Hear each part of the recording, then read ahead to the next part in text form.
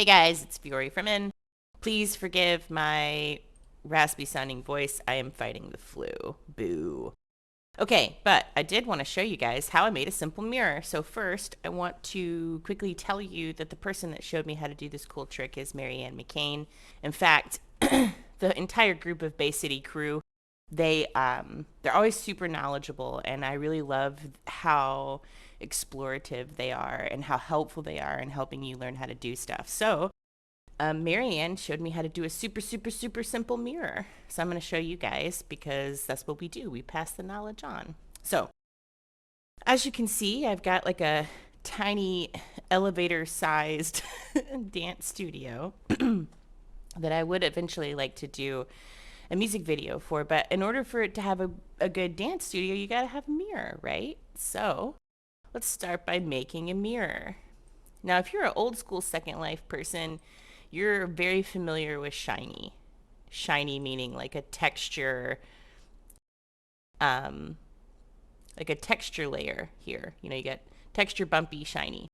And over the many years, shiny has it's really like gone back and forth from being used because sometimes it just looks like a big metal, you know, ridiculous table or something, and sometimes it's looked different. But shiny is winning right now. So Linden Lab people, if you hear this, you guys are doing a good job. Keep tweaking. Keep going. It's cool. So what I'm doing is I'm making a basic mirror. So I just like made a prim. You know, I kind of squished it out to be mirror sized. I don't think this makes much of a difference, but I make it blank just because I wouldn't want like any plywood textures on my mirror. And then you go to shininess. We take this X'd out texture and we actually set it as blank. And then we're going to bring the glossiness in the environment up to 255. So you can already see it's starting to get kind of reflective here. And I know that I'm in the right viewer, by the way, to check this myself, because I am using the newest Second Life viewer, and you see all this stuff about like reflections and things. So we'll talk about that here in a second, but I just wanted to point out I'm in the PBR-ish viewer. Here is the beginnings of my little mirror. So you're like, but it's not really reflecting the city. And you're right, it's not. And the reason is because I'm a cheater face, and the city you're seeing is not real. I'll show you guys my experiment that I did like actually in Bay City, so you could see Bay City skyline here. But it wasn't as smooth as I wanted. So what you're looking at is I'm actually inside of a full region, like a sandbox region. There's not anybody here but me. So it's really just my prims and like this, I don't know if you guys can see it, this box. So it's just me, right?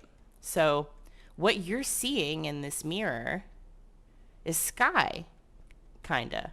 You're kind of seeing sky, you're kind of seeing windows a little bit, but it's not real. All you're seeing is a prim. Okay, so I've done my base for my mirror, but I haven't told my mirror, like, I haven't told anything like what I want to be reflected on this mirror. So I'm going to make, and I'm really hoping that this word is in here because I don't actually really know the word. Aha! A reflection probe. That's what I'm making. I don't really know how to explain to you what this thing does because I'm not a PBR expert. But as far as I can tell, when you make a reflection probe, this is kind of like what you're telling that mirror to use to determine what's around it in order to reflect things properly on the mirror. So I've turned my reflection probe on. The Second Life forums say make it a box. I don't know why, so I just do what I'm told, right? And then you move this invisible box. By the way, pro tip, don't uncheck this thing. It's a pain in the butt to grab it again. You have to like, it's a nightmare. Put the probe where you want the probe first and then start tweaking other things, because this guy is a pain in the behind to mess with. And actually, you know what? In case you do that and you need to like do like an area search or something in another viewer later, name the probe. So, okay, all that to say, probe. I've got a probe. When I start, you'll notice that in the probe, I clicked reflection probe and I made it a box, and then I made it dynamic. So what I'm saying is where this probe touches this mirror prim, quote unquote, I want it to show dynamically the stuff that's like out here on the floor. You guys can't see my mouse, but so I'm going to take this prim and I'm going to shove it in to the mirror so you can see how it works. See, there it is. There is my prim inside the mirror, and it's doing its reflecty thing. You can even see, I think, a super tiny Fiore way back there. So here's where you kind of play with it. If you are a PBR person and you want to weigh in on the details of why it works this way when I'm showing you the stuff that I'm showing you, please, I will not be offended, weigh in. But as far as I can tell, you make the prim bigger, right? Size of the mirror. Cool. Okay, I'm mirroring.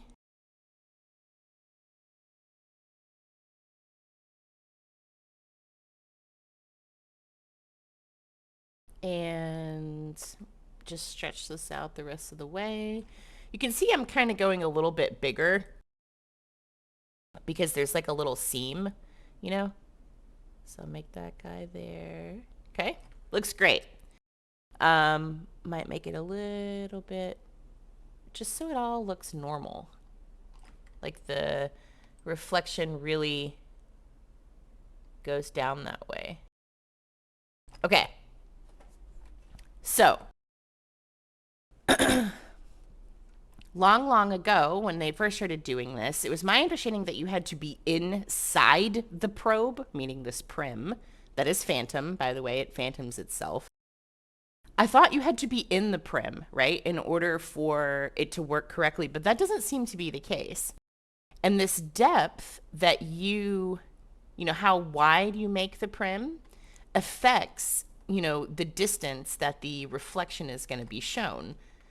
And like I said, I'm sure a PBR pro is going to weigh in here and tell me the specifics of like why this does what it does. But the reason I mentioned all that stuff about like being inside the prim is because Fiore's not in it yet. You can see she's not in the prim.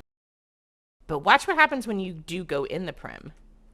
You kind of like, that's not a good example, but you kind of distort a little bit when you go into it. And it seems like even from these sides over here, you kind of distort out a little bit. So I'm sure there's going to be PBR people that comment underneath here that talk about how to do cooler stuff than what I did. But this is that basic mirror. Here's my basic probe. I'm going to make it a little bit bigger. And then you can see if I put a dance animation on Fiore. Let's make her a prima ballerina. Do it, girl. And she's going to dance it up. You'll see her dance. Now, but watch. When her foot or arm extends into the probe, which she'll do in a minute, you kind of see she distorts a little bit, right? And I'll use the transparency texture stuff so you guys can see. Like, you can see her arm and her head kind of moves into the black. Let's put this on maybe midnight and see if it does different. Yeah. So you can kind of see that mirror there. So anyway, hope this helped. Super interested to see what you guys do with this. Please be nice to Linden Labs because they're trying to figure this thing out. And I just think it's cool. Like, in fact, I can't think of another video game that I've ever seen that can do this. Like, this isn't just like a reflection slash mirror that's been programmed into a video game. This is a reflection that I can literally do any single thing I want. This isn't a pre-programmed, you know, anything. This is just I just pick an animation from my inventory. Let's make it a little brighter so we can really appreciate it, right? Because this is awesome. They did a really good job. We got some sunlight on here. You know, you can see Fiore moving in the reflection of the prim. And if I just pick a random animation, she does it. Say what you want about PBR, but I think one of the coolest things about Second Life is its desire to want to make cool things for residents to kind of do whatever they want to do in. And, you know, this wasn't some 6 months worth of code that somebody had to make to specifically program this one avatar to do this one dance in front of this one mirror. This is something that they made that anybody could, in theory, kind of use these tools to do whatever they want. And I just think that's really cool. So, anyway, here's how to make a mirror.